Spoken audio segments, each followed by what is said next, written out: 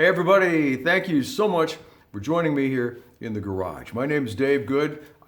I play saxophone and I teach saxophone privately. You're in Southern California, you're in my neighborhood, stop by. We'll do a session right here in the garage. Anywhere in the world otherwise that has wireless, Wi-Fi, any way to connect to the internet, we can do Zoom sessions. I do them all the time. Grateful that you are here. There are over 250 of you now. That blows my mind. I started this, a couple of years ago for a student who wanted me to put things online. And that was it. He said, just put some things online that I can watch. And I did. And it has grown from that to 250 plus of you who are here of your own free will. I don't advertise this thing. I don't market this. I don't make any money off of this. My business is the teaching of private lessons. And again, if you're interested, reach out to me, davegoodsax@gmail.com, or look for my information in the liner notes. Is that what we call them, the liner notes? I don't know. I am so unusual. Anyway, I'm still playing with this alto sax. This way cool old Con 6M, and I am having a blast with this thing. If you haven't tried alto sax out yet, I encourage you. Grab one and play. They are just, they're so much fun. I mean, I've been playing tenor sax straight now for like 10 years. Bari sax before that, tenor sax before that, and then bari sax before. I started on alto, of course. I had a shooting star alto, almost 60 years ago. That's a while. Okay, so anyway, today's lesson subject matter is, it's kind of difficult to talk about this. So I'm just going to throw it out there. As a teacher, I often ask myself, why do some students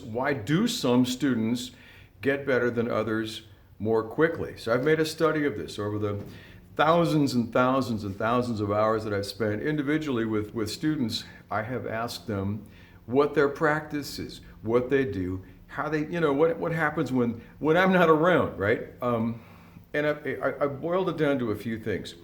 And then again, years ago, I guess the seed for this was planted years ago. I used to go to a Tuesday night blues jam at a place called Pal Joey's here in San Diego. There was a couple of sax players. One in particular would go, and he played tenor and bari. Really, really nice guy. Really, really nice guy. One thing I remember about him was that he played extraordinarily loud. There was no dynamics. I mean, you stood up, he played louder. You played even louder still, he played even louder still. And he could do it. He had the lung power to do it. Well, he started these jazz jams at his house, these private jams. A lot of people came because, he was a cool guy, popular guy. And we would all go. And I remember I showed up at one of them and I played, I took my turn. There were a lot of sax players there. And he said that I had crossed the line. He said, as a player, I had gone from, wherever I was before to ahead of the pack. He said, no matter how hard I practice, I never get better. I will never catch up with you. And so I guess that planted the seed for that today's topic. Why some sax students get better than other sax students. Now I'm gonna rule out talent. Talent is not even real. Talent does not exist. And if you say, oh, he was born with talent, that's an absolute insult. We all know that people with a talent like Kobe Bryant, for example, would just shoot thousands of hoops a day. Thousands. I mean, just even when after a game, Tiger Woods revealed that he had a swing coach, and they would go out before a match, right? And they would hit a couple of hundred balls before he would go out for a full day's match. So, practice, right? And guidance. Talent doesn't exist. Repetition, the right kind of repetition, and this is all very key. So I found that this subject, why some students get better than others in the same time period. And let's compare apples to apples, not like a, kid that's been playing for 10 years compared to a brand new kid, or, let's just talk two people of indeterminate age, and they start basically at the same time. And let's say they have the same, couple of alto sax people and the same basic goals. Say both of them want to learn how to play jazz. So what happens? Why does one get better and the other one kind of doesn't? Like my buddy that would go to those Tuesday night jams and then started hosting his own jams. And I kind of blew past him and he kind of stayed in the same place. Well, I just heard him, a month ago at another jam, post-COVID, right? It's, things are starting to open up again. And he's playing the same way, exactly the same way that he played that I remember from a couple of years ago, right? Not any change at all. So I found that there are three things, just three things that the students who actually improve and improve noticeably and relatively quickly do that the students who don't improve don't do. All right, and they start out with number one is playing. Okay. That seems obvious, doesn't it? Well, maybe it's not. Maybe it's not obvious. But the students who really get better more quickly, they show great growth in their playing, They play all the time. Now, like a year is not necessarily a year. Student A could have been playing for a year, and student B could have been playing for a year. Student A plays every day, right? Say every day, say a couple of times, say even more than just once a day. More than just that 30 minutes, right? I mean, several times a day. Student B plays maybe a couple of times a week, all right? If that. So that's a huge difference. The amount of time that's spent playing the saxophone varies greatly from the students that don't make it to the students who do make it, all right? Now, the second thing that the students who really get ahead in the same frame, same age group, same idea group, the students who really get ahead, they do something that the other students don't do. They listen, all right? They're the ones who are always coming to me, in fact. They're walking into the garage here, and they're turning me on to stuff that I haven't heard before, artists that I've never heard of. A couple of months ago, one of my guys came in here, and he had a Spotify channel set up with just Japanese jazz guys, and they were like killer.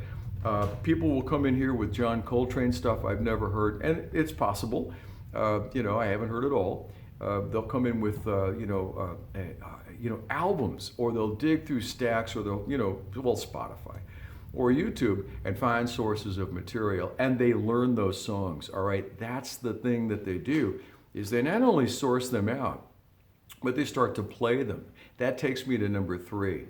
Number three is the big one here, okay? And it's the one that separates most players from most other players, is they will transcribe, all right? The kids or adults, half of my studio is composed of adult learners, right? And they will transcribe a solo. Okay, they will learn to play whatever it is, Stanley Turrentine, Stan Getz, whatever it is, whatever jazz turns them on, whoever they're listening to, they will transcribe a piece of. Got a guy that really digs Kirk Whalum, and we've been working on transcribing a piece of Kirk Whalum, a little bit of that, So. I mean, and we don't do, like a massive just a jumble of solos. I'm talking maybe a couple of phrases, maybe a phrase a week, like one phrase a week, and really getting it down. And not just getting down the notes, right, but getting down the essence of the player, the essence of, say, Whalum, right? How does he bend the note? How does he shape a note? How does he articulate the note? What kind of dynamics does he use? Is he playing, say, on top of the note in terms of intonation, or on the bottom of the note in terms of intonation? Stanley Turrentine, Stanley Turrentine. He's going to, so many of the tracks that we've listened to, he's lagging. He's a little bit behind the beat. He's got that just great swagger in his sound, So getting that, copying that is so important, and it's so instructive. So that's it. I mean, that's in the nutshell of today's session are the three things that people who get better faster than you and even me do is that they play every day a lot. Okay. Number two is that they listen, they dig music. And even if it's not, jazz, even if it's not, there's no jazz snobbery here. Polka, whatever, who cares? Hawaiian slack key guitar. Music is music. Classical music. Are you kidding? Classical music, yes. Jazz, pop, rhythm and blues, funk, whatever it is. They listen to this music and they absorb it. They transcribe it to the horn, by the way. Don't write it out. Transcribe to the horn. Writing out the transcription is a whole different skill set.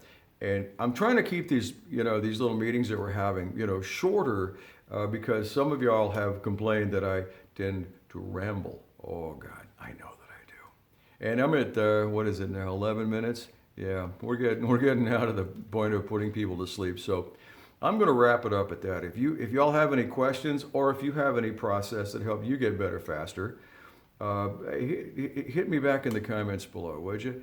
And again, private lessons is what I do. It's how I, earn my living, pay my bills here in the garage. And I'd love to see you. davegoodsax@gmail.com, or you can reach out to me in the comments section below. All right. Thanks so much for being here. Play every day. Listen to more music than you ever thought possible, and start transcribing some of it. I don't care if you transcribe a guitar solo. I learned by playing along with guitars back in the day. I didn't know from saxophones till I got to high school. So here I go off on a new tangent. So just stop me now, okay? Have a great day, y'all. And thank you so much for being here. All right, take care and go play.